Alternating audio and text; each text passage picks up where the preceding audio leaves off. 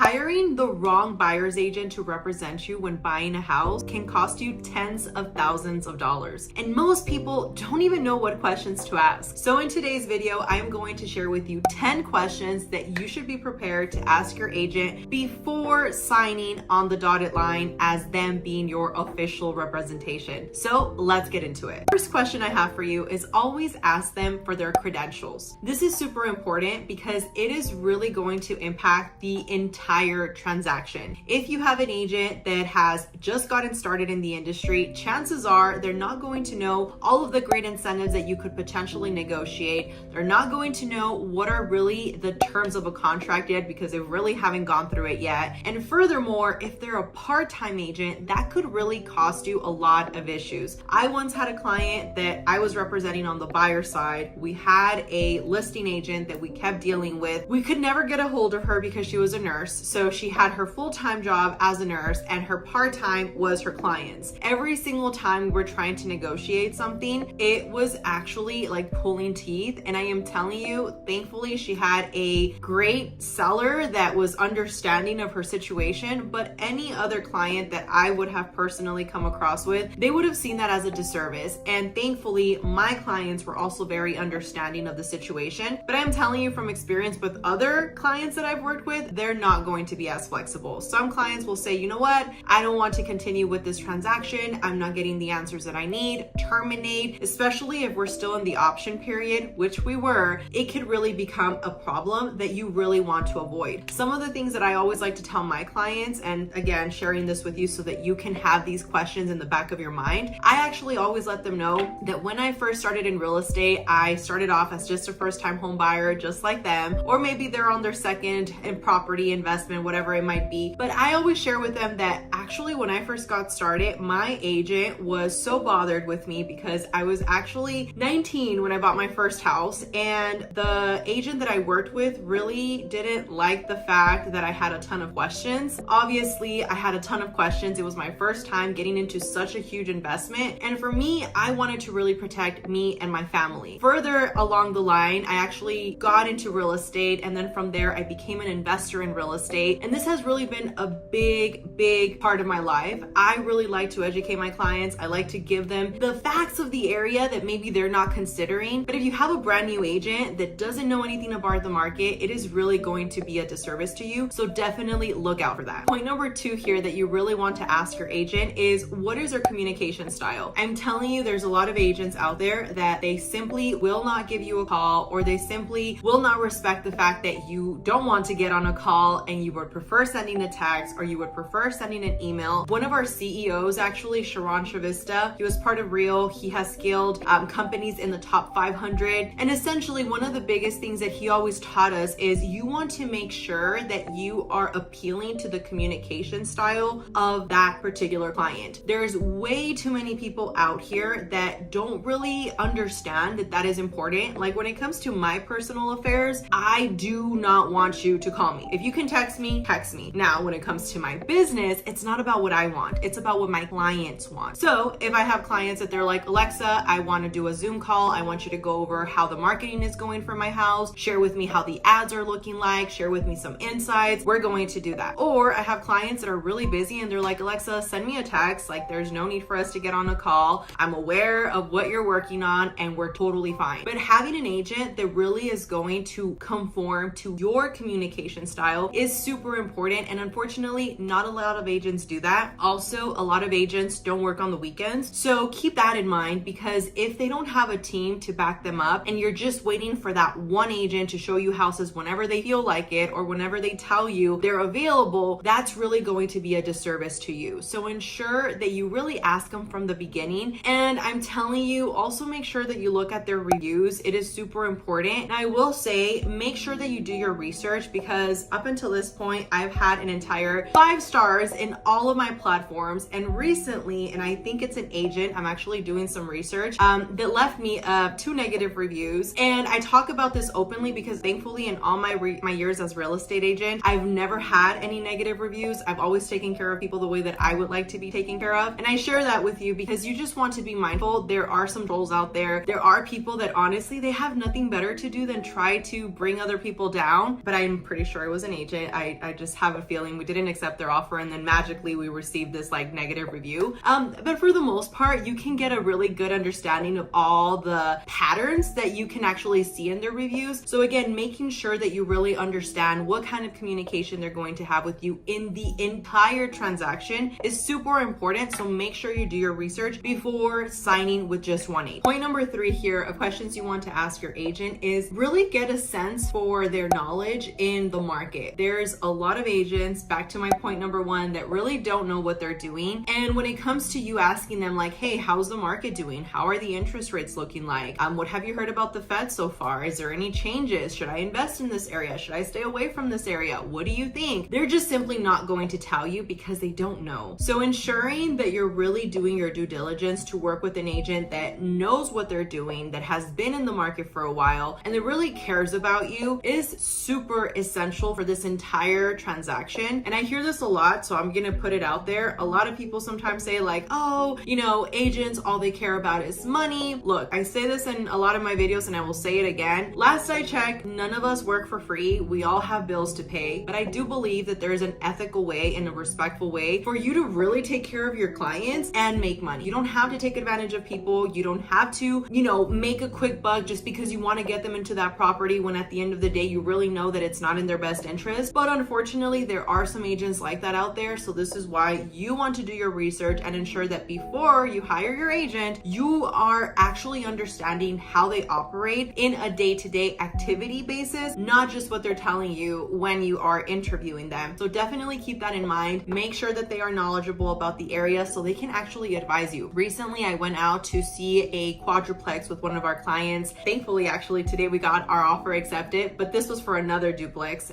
It wasn't a quadruplex, it was a duplex. But to make the long story short, we went to go see this quadruplex originally, and as we were driving over there, I already knew the area. I already knew that that wasn't going to be the best area for them, but because I didn't want them to feel like I didn't want to show them the property, I still said, let's go check it out so that you guys can be a judge of that. And of course, after we arrived, they were like, oh my gosh, Alexa, now we see what you were talking about. I technically, okay, this is like legal things. We cannot steer you in one area versus the other. Like this is ethically in our code of ethics that we need to be very transparent about. I cannot favor one area versus another area. I have to be very transparent about just all of your options. Now, if you ask me a question such as, hey, what do you think about this area as you a consumer, I'm going to tell you because that is my opinion. It has nothing to do with me trying to steer you into one specific area. Now, with that being said, keep this in mind because again, a lot of the times you're going to try to purchase in one specific location, and if the agent actually doesn't know what they're doing, they're going to tell you, yes, this is a great area, and chances are if they don't know what they're doing, it is going to come back and really affect you. Fourth question to ask your agent is, do they offer you assistance with financing partners? And what I mean by this is there's a lot of agents that can go and open a house up, okay? Like that's not a big deal. The big deal is really working with trusted advisors that are going to have the best deals for you on the market. I really take my time to hire lenders that really work to service our clients and that are not just trying to take money from them in little fees that are going to end up adding up. And unfortunately, a lot of agents don't take the time to do that. They send you with that one lender that they worked with once upon a time because they're a part-time realtor, and they don't take the time to really do their research, network with these lenders, actually meet with these lenders, and it can come back to really hurt you. I've seen it happen time and time again. Also, a lot of the times you think that as a buyer, the best way for you to actually purchase a home is going with, let's say, your banking institution. For example, let's say you have Navy Federal like I do. Now, what happens with a lot of these big institutions is because they have so much volume, aka a lot of applications coming through their system, they really don't prioritize you the way that you should. And I'm telling you, I just went through this with Navy Federal. I love them as my banking institution, but unfortunately, when it came down to actually doing an application with the system, because I was trying to compare everything, like I tell you guys, always compare,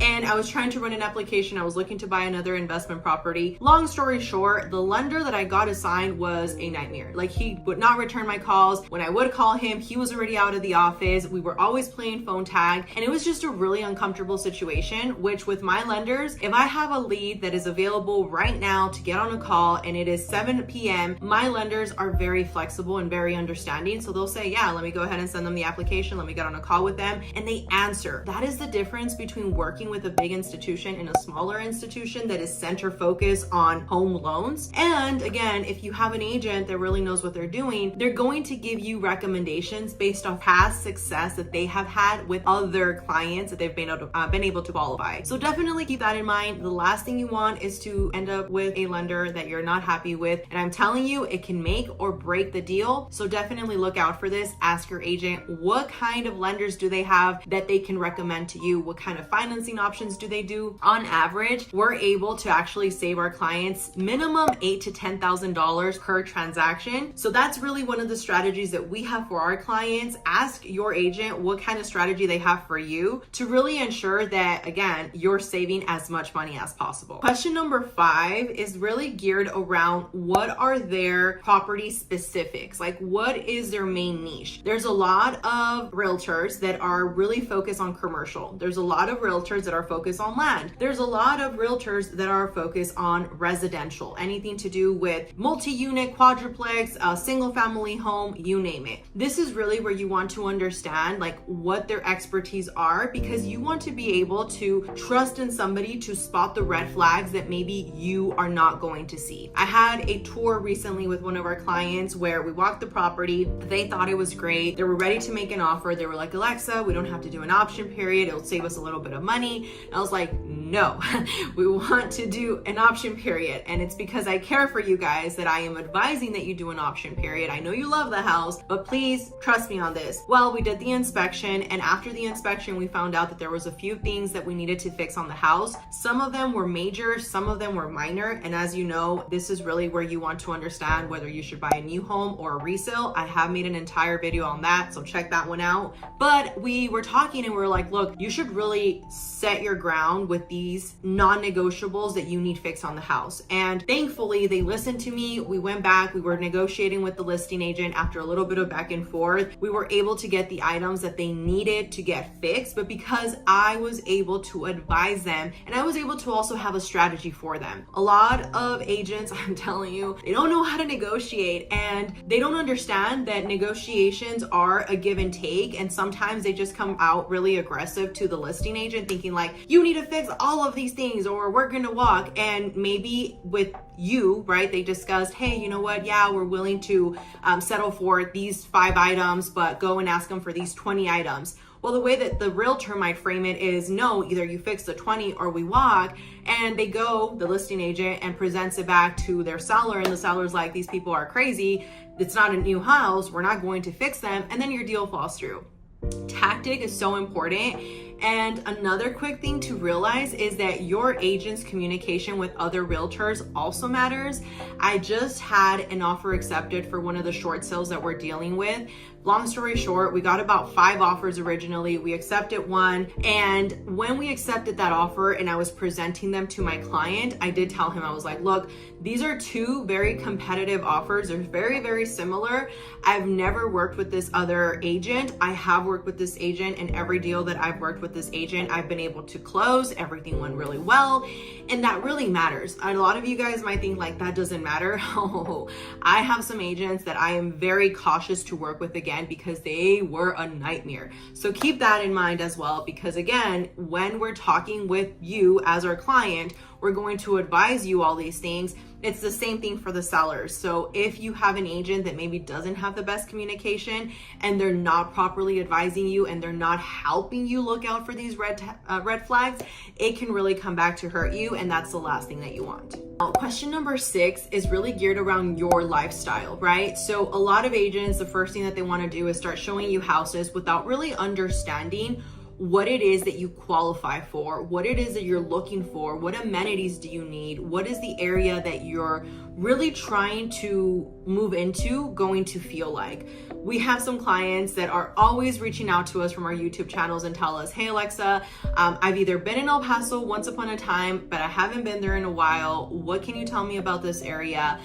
We have other clients that tell us all the time, like, hey, we trust you blindly, like you tell me what's the best area and I'm going to, move forward with your advice. I like to really go a step further and really show them the neighborhood as well, because if you're not here in El Paso and you're trusting me to tell you about the house, I need to be a consumer that literally gives you boots on the ground, so that you're able to not make a decision that is going to impact you and potentially come to relocate and then realize, wow, what did I do? What did I get myself into? You really want to make sure that you have a clear focus on, are you close to a school, and maybe you don't have kids, so you don't want to deal with the traffic that we parents have to deal with in the morning. Maybe you're single and you want to be close to restaurants or bars, any kind of nightlife. These are things that you really want to talk to your realtor about, so that they can properly help you find the area for you.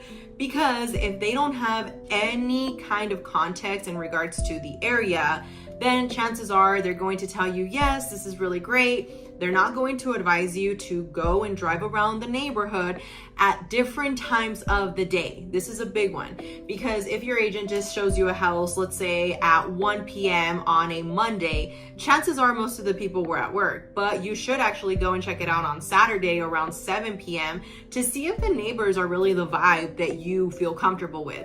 There's been some people that I am telling you, they don't do that. They just trust blindly on their agent, and unfortunately, when they come back to us to actually sell the property, they tell me the stories and they tell me, Alexa, I just wish I would have known about this area. I wish I would have known about this development. This is really where you want to make sure you have somebody that is educated on the entire area, that is preferably local, right? I'm not going to sit here and say they have to be local, because there's some people that are not local and they've grown really close to El Paso, know everything there is about El Paso. But for example, I'm a local, born and raised here in El Paso, so I really know the difference between those areas and the areas that you want to live in. So keep that in mind when you're hiring your agent. Now, question number 7 is really tying into negotiations, but you really want to know when is the right time to make an offer. I've had a lot of clients that tell me, Alexa, I love this house, it just hit the market, but yet I want full closing cost. There are certain strategies that I share with my clients. Now, whether or not they decide to follow that, it is 100% your choice, but you still want to have an agent that can properly advise you, because chances are, if you don't know the area and they don't know the area, or they don't know the negotiation technique that is going to best serve you, they're going to tell you, yes, go in, full asking price, make it work, and it's going to be great. But at the end of the day, it ends up costing you more money. Quick example, I just had an offer accepted today that essentially was originally listed on the market for $395, and we got it down to $375. Now, am I sitting here and telling you that's going to be the case with every transaction? Of course not. But if you have a strategy and you have certain tools that you use, I am telling you it can definitely be in your favor. So really asking them what kind of tactics do they use to get you the best deals is so important.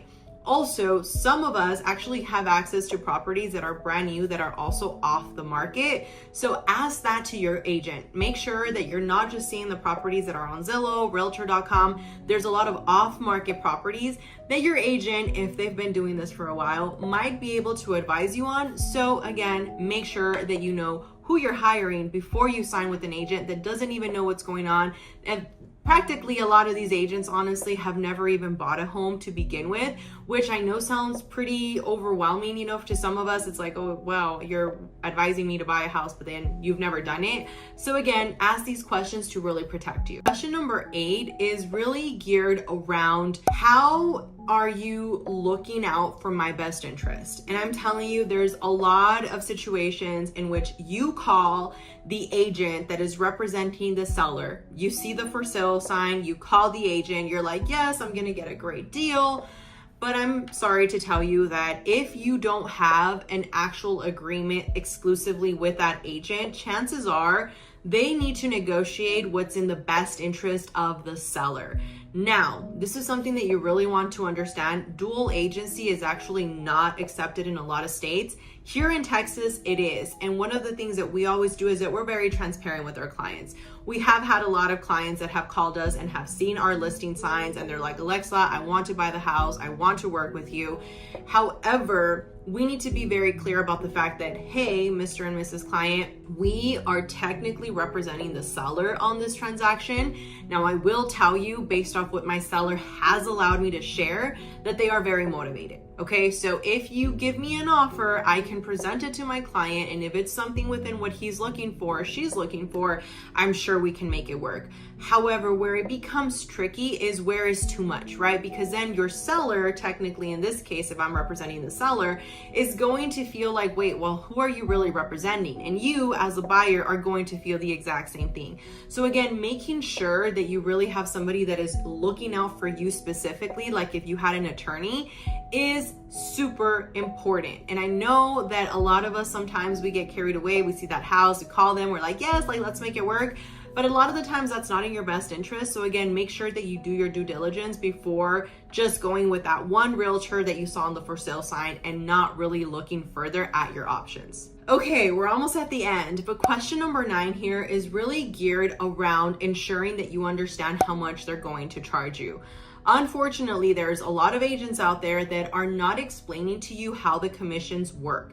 Everything is negotiable, and I've made an entire video about what happened with the NAR settlement. That was basically a lawsuit that happened. If you don't know, go check it out. But to make it very short for you here in a Cliff Note version, essentially a lot of realtors got sued because they weren't being transparent. NAR stepped in, which is a National Association of Realtors. It was this whole fiasco, and all to say that we are supposed to disclose to you what we charge. As I mentioned at the beginning, we don't work for free, just like you. We have expenses, we have bills to pay. And before that negative Nancy comes onto this video and says, realtors get paid too much for what they do. Nancy, I'm telling you, I know, I hear you. There's a lot of agents that really don't do anything, but there's other agents that actually do a lot of stuff. Just like some doctors are really bad and don't care about you and just want to give you more medicine. Meanwhile, there's other doctors that really care about you and actually want you to get better and give you some different alternatives. It's the same thing here. This is why you're watching this video, so that you know what's a good agent versus, you know, a not so good agent. Now, with that being said, commissions are always negotiable. I'll give you an example for that transaction that I was sharing about earlier. Technically, on the contract, we have 3% that is the fee that my client is going to pay me for helping them buy a house, basically negotiate, get them in touch with the contracts, get everything ready when it comes to the properties that we're going to show. And honestly, if you guys are interested in actually seeing a breakdown of what a good agent actually makes at the end after all of our expenses are paid, I'm talking about broker fees, MLS fees, lockbox fees, ad fees, renewals, like everything that we pay. I'm more than happy to make that video for you, because I saw this one realtor making a video like breaking it down, and I thought it was really helpful because some people were telling her the same thing, right? Like, oh, agents make too much money. And after she basically broke everything down, she was showing how in an entire year, she was showing houses to that one client that were looking for something very specific. At the end of the year, she ended up making $6,000 minus all of her fees and all of her realtor fees that she had to cover for the entire year, everything that was coming out of her pocket. She actually ended up making about $3,000 for the whole year, right? Like her going out every weekend to show properties to these clients. And I'm telling you, that's really the game. Like, that's why a lot of realtors don't last, and that's why a lot of realtors don't actually do this full time. But for those of us that are full-time, for those of us that actually have lasted, for those of us that actually take care of our clients, and that's why our business continues to grow, I am telling you, the commission thing is something that you just need to work with the agent and be very transparent about, because in this case, like I was mentioning, the deal that we got accepted today, we actually were more than okay reducing our commission, because the seller's agent, after we were going back and forth, basically they came in and tried to undercut my commission, and they said, okay, well, we're going to reduce it to basically 2.5 versus giving you the full 3%. I could have gone back and told my client, hey, you're gonna pay me that 0.5 because that's technically what we have in the contract. That's not the way I do business. I'm sorry, but I'm not interested in that. I rather take care of them. And at the end of the day, I know they're going to take care of me. I know they're going to refer me to their friends and family. And I told them, don't worry about it. I'll reduce the fee and we're good. So just keep that in mind. Now, am I sitting here and telling you that if you are selling your house, you should get an agent that is going to reduce their fee? No, that's an entire different situation, because they typically cut your marketing expenses. And I have made an entire video. If you are looking to sell, check that one out. But essentially, you want to make sure that you understand before you sign with them, what are their fees? What is the whole picture, so that you don't have any surprises, because it has happened.